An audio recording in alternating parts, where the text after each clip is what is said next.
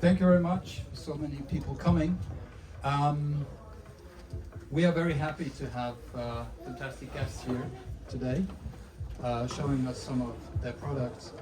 The reason why we came together was that we met, I think, 2 or 3 years ago, and David and Jesper, they were very fond of this mixer, and then at some point they showed us a prototype of their mixer, and it was really, I mean, we are really after design and after details, but when we saw that thing, that was really impressive.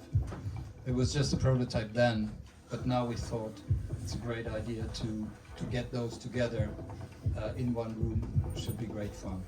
Yep. So yeah, so you're invited to show whatever you have implemented in this thing, and then we see what will happen out of that. And then if you have any questions, we're happy to just get into talk with you. Yep. Thank you. Hello, everyone. Can you hear us all right? Yep. So basically, we have no plan whatsoever what to show or what to talk about, but I think maybe some of you know about teenage engineering, maybe you don't. We, like Michael said, we met, I think it was 3 years ago, Yeah. and we showed you both the mixer. I think we even had this one in the works, which is a new product we launched here at Superbooth. But the short story is that I really wanted one of those AM1s, so I've been like pushing you guys to make one. And then eventually my colleague Jesper, who is our CEO and head of design, also co-founder together with me, Teenage, you also got one, right? And a smaller one. Yeah. But honestly, I think this was the first time I really felt like the need to buy one. I didn't really have the need for it or space for it at home, but it was just like, I haven't really been into cars like you are, but this was like a big investment, of course. But yeah, I'm very happy that I did. And the fun side effect of it was that we got to know each other, you and Mark, and we keep contact every now and then and talk about new designs. I mean, I ask you about analog electronics sometimes because I know you know it really well. And me and Mark, we talk about user interfaces and stuff we want in our studios more or less every now and then. So it's a really fun, like, just the industry contact. I mean, we're not competitors at all, but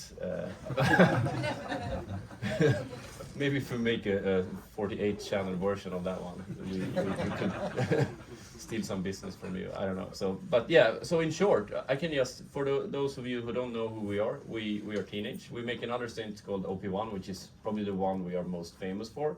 It's like a portable piano sampler, synthesizer, tape recorder.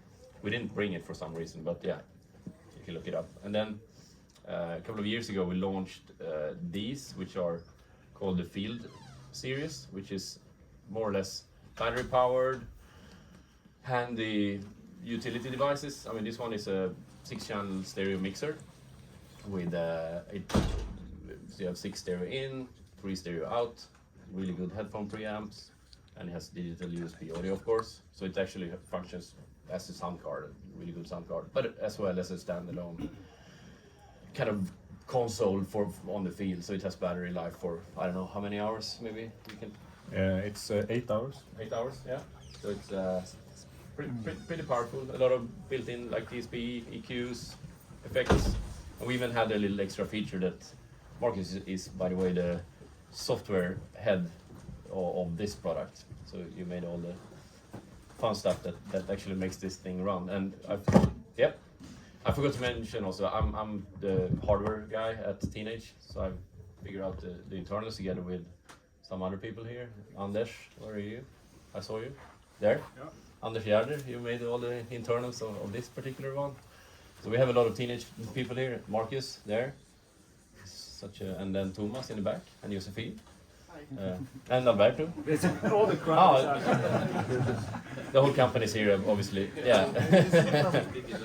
Yeah. So, but I think the reason why we make this is primarily for ourselves. I mean, we really want wanted like a portable mixer because we were touring with our own little like teenage sound system for a while, and we always had to like have a clunky like Pioneer DJ or a Mackie or something, you know, to bring 12 channels in or 6 channels in. So we had to like build something that was, and it took all the attention when people were taking photos. They thought you were like DJing or something, but we were actually playing off the OP1s and the pocket operators that we do. So now finally we have a mixer that's smaller than our synthesizers, so it can be like, you know, perfect in the studio environment, but also like on stage where you can might have a few of these, like just to get individual channels in.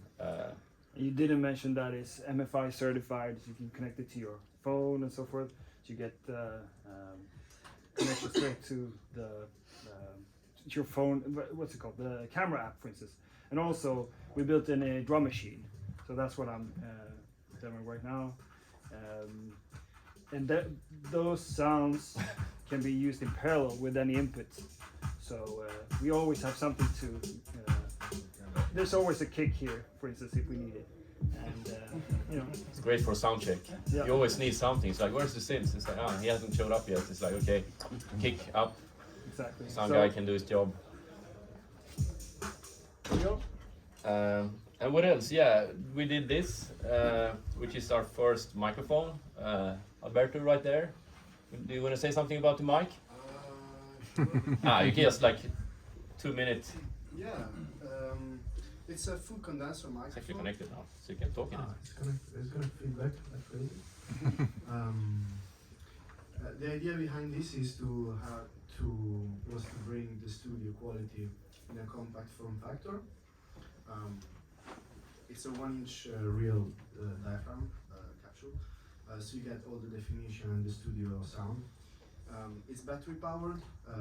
Now currently it's phantom powered, so it's flexible. It has multiple outputs, USB, so you can actually connect it to your computer, and it's a 1-input sound card, or like 1-input device, so you can directly record. And you can use multiple outputs at the same time, which can be useful for creative routing. Yeah, it's we worked a lot on the sound, and we're very happy. Yeah.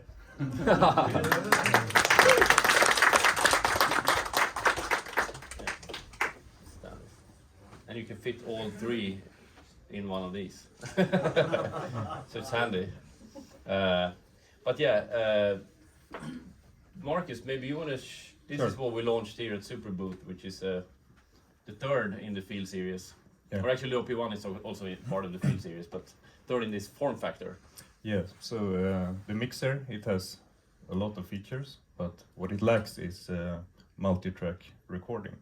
So now we have launched this TP7 recorder in the Field range. So if you connect those 2 devices with USB, it can connect. It can record all the channels. So it's 12-channel multi-track recorder. The fun thing is that it has a motorized jog wheel that spins like a record player when you play a track. Let's see, do we have sound? I don't know, if we are we connected, maybe. Oh, there you go. Oh.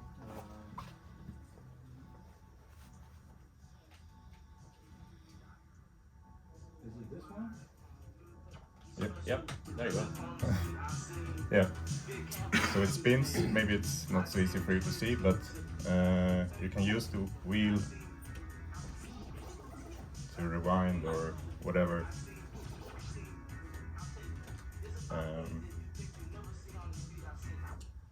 So yeah, that's it. It also has.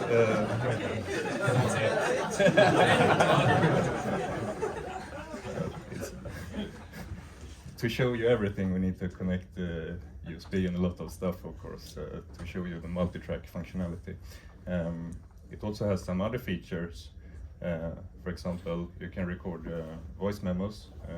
They're organized by date and time.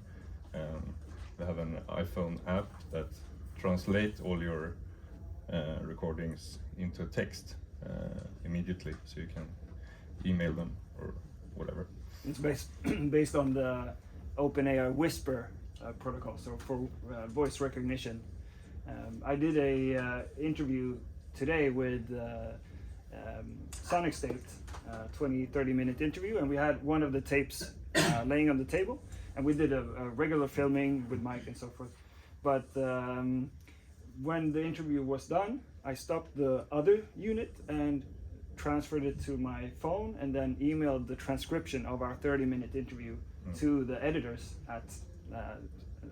at the remote editors. Yeah. So and it detects. He says yeah. So it detects English currently, and then laughter. It says laughter, and speaking Swedish would say speaking in a foreign language. But it's just up to us to implement other languages. And the cool thing is, if you jog and scrub around, you can actually see where in the text you currently at, because it syncs either wirelessly over Bluetooth LE or USB. And maybe you don't have the TX-6 mixer, and then it has 3 line inputs, and also an internal microphone and internal speaker. Yep. And the 3 inputs can be analogly muxed to become outputs. So if you're, let's say, performing live and want your backing tracks onto like 3 channels on this bad boy, I mean, you could actually have stems coming out as separate tracks. Yeah, we were talking about that before, having that as a stem player and perform on something like this. Or you can configure them as headsets. So you can have 3 headsets connected for podcasts and things like that. Yep. And then there is 6,000 other features in both of those, but then that will take 1 more hour to explain, so we skip that for now. Explain a little bit. I think the cool thing with the TX-6 is also the remote function, which is super useful. Oh, the Bluetooth or the MIDI. Yeah. So in when I perform, I love to have this, of course, because it's so small and handy. But maybe, well, I have not the largest hands, but these are tiny knobs. Of course, I can control it very flexibly, but every feature is also accessible over MIDI. So I could use any MIDI controller to assign my desired live controls. And then you can also use another one of these as a remote for the one you have in your setup, for instance. So you could remotely control a TX-6 with another one. Was that the... Yeah, the wireless. You can have There's a one tiny... and one connected to... Here on the back there's a little antenna embedded into the enclosure, so I mean, it could be 1-to-1 or 1-to-many. So just like you said, for things like just synchronizing the clock for the delay. So if you have 2 of these, that will be in sync if you wanted to. So it's very convenient. Yeah, what else? I think Beat matching. beat matching. Oh, Yeah, yeah. that's actually one of the best features in this thing. It's the thing we really missed when we were doing like live performances, because we mixed like playing vinyl or records with music we produced on our machines, and then you usually want maybe to start a new beat on top of something playing from a vinyl. So now we have a thing called beat sync match beat. Yeah, so this can be like the central clock device in your setup. So you can have just music playing in one of the inputs. It detects the beat and it can send the media out to your other devices to sync their clocks, and also a gate sync signal for modular stuff. Yes, when they exactly trigger stuff for. And the cool thing, I think, compared to many of these like CD players out there that do the BPM, is that it's a hybrid of the like a BPM analysis and tapping. So you can always like define the downbeat by like tapping a few times to tell it like, this is where I want my downbeat. And then over time it uses the audio analysis to actually make sure it doesn't drift. And that works really well, especially if you have like weird music that has, it could even be drum and bass that's sometimes taken for like 70 BPM, whereas it's actually 140 or something. And it could be a live drummer mic'd up somehow to get into one of the input signals, and then use that signal as the trigger for the Exactly. MIDI setup, basically. And it has more things. It has digital effects like delays, reverbs, has an instrument tuner, so you can tune your electrical guitar or analog synthesizer. So it's like packed with features. Yeah. Yeah. No, I think that kind of covers most of. I've gotten a question. Yeah. Why the form factor? Why did we do it so small?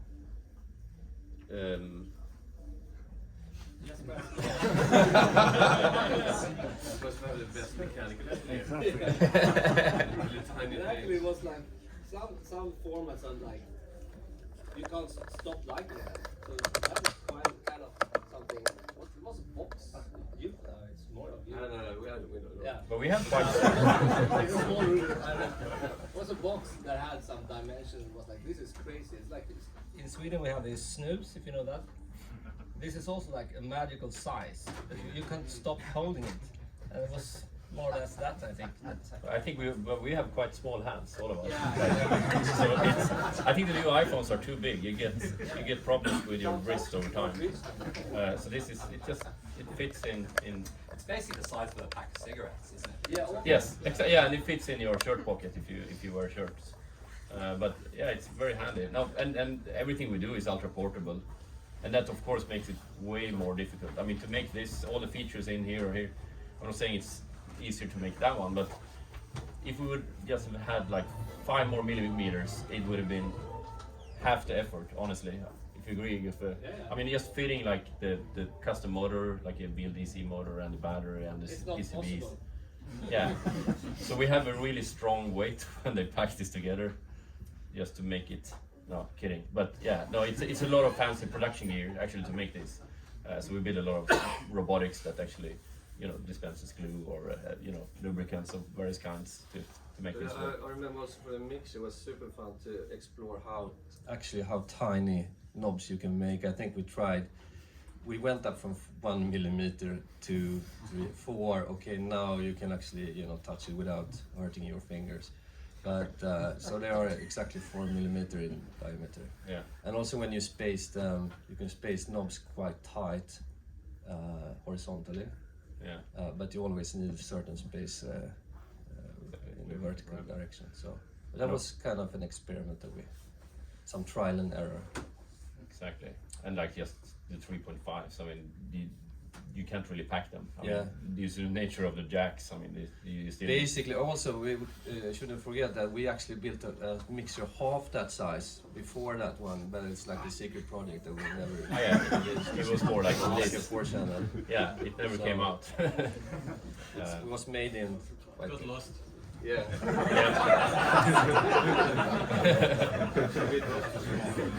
Exactly. No, but I think that's same with like the big console here, that we always like follow rules when it comes to like spacing and grids. There is same radius, the same spacing between things, and I mean it kind of automatically makes things look more tidy and appealing, but it's also like purely functional. And if anyone should make it, it should be teenage engineering. I mean, when we started off making a synthesizer, how hard can it be? But teenage engineering we'll figure it out. So this is a portable studio in a pocket size.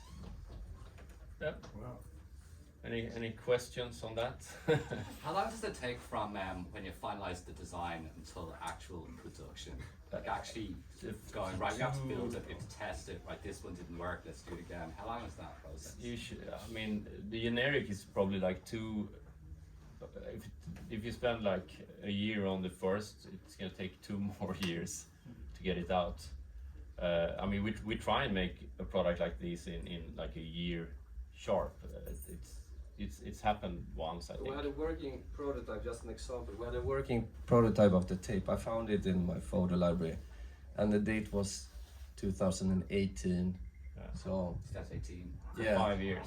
But it was also. And then it looked exactly like that, and it moved and everything. But Okay. sometimes it's. So actually, other Thomas things in the that back, need to our do. software engineer on also the tape project that made the first. It was your first circuit boards, right? My second circuit board Yeah. You had to learn ever. CADing. We had no EE resources at the time, so our software lead on the project back then was doing the board designs. That's also a little bit how we work on Teenage. It's like small teams, everyone helps each other out in some sense, and but it's still like, I mean, it was you alone that made all the software for the mixer. But of course, there's a lot of stacks behind the scenes for USB audio and Bluetooth protocols that we have, like building blocks that we can throw in. But I think what people don't understand, there's actually a video on our website for the mixer production line. It's the amount of stuff that you have to build it, because it's all the faders and knobs are custom made. It's not like off the shelf Alps potentiometers, because then it would have been like this thick. So you have to make. So we make our own carbon print boards, and we make our own like little springs for the faders. So it's a lot of work to miniaturize for sure, and that takes time and stamina. Yeah. When we did release the TX-6, we also released a book of schematics. Oh yeah. Yeah. We kind of lost those last year here. I think there was like an idea to just show people. We had every drawing of every part with like tolerances in the printed book here at the show. Just to also be a little bit transparent. It's not like secret. Even if you get the drawings, it's not like someone can do it. I mean, this is still going to take you a lot of effort to make a copy. So I think it's more fun to explain and educate people the effort. So yeah, we might do it eventually to sell those as books. Who knows? Oh yeah, so feel free to ask questions. I don't think we. Will there be an OPZ field? Good question. There will be future projects for sure. We've been quite busy. We're gonna launch one more thing this year, I think, which is after the summer. So you have to wait and see. We have some new OB4 colors, but Yeah. but Exactly. We do speakers too, which is, some people just know us for the synths and some just for speakers, and but same thing there. The speaker was actually the first product to have automation. We never liked like the Bluetooth speakers with like, you know, these tactile knobs, or so actually when you change the level on your phone, the volume knob rotates, just like on old stereos used to have that with motors. And then there's also a little spinner where you can rewind, like if you listen to FM radio, which comes built in, you can actually rewind if you didn't hear what someone was saying, and loop stuff. The short answer is yes. Yeah.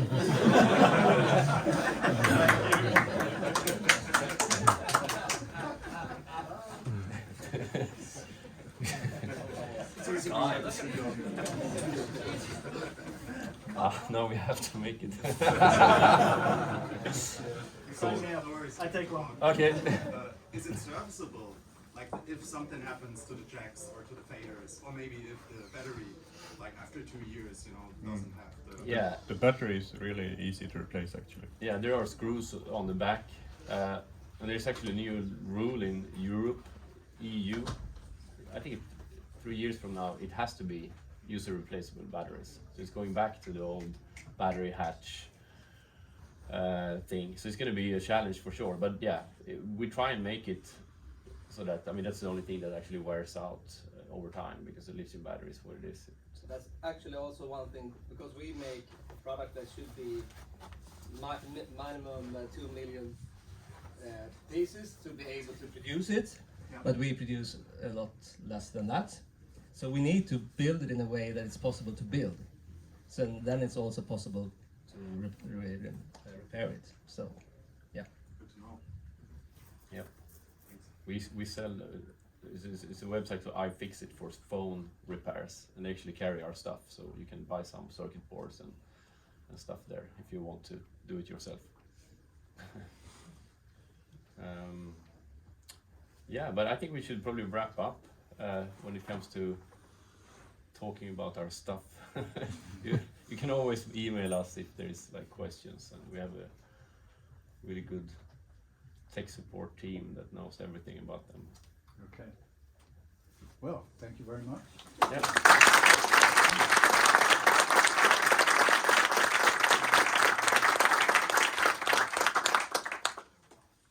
feel free to come